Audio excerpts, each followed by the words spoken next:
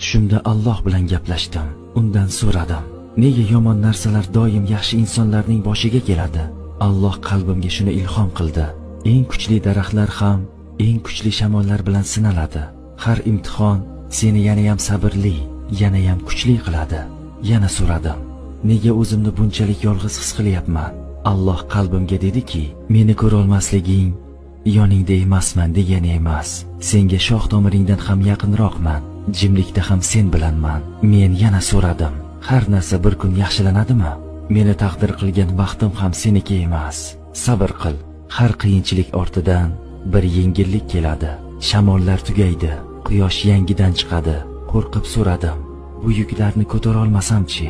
Alloh qalbimga huzur berdi. Alloh hech kimga kuchi yetmaydigan yuk bermaydi. Sen zaif bo'lganingda kuchni beradigan menman. Ko'z yoshlarim bilan pichirladim. Gunohlarim ko'p.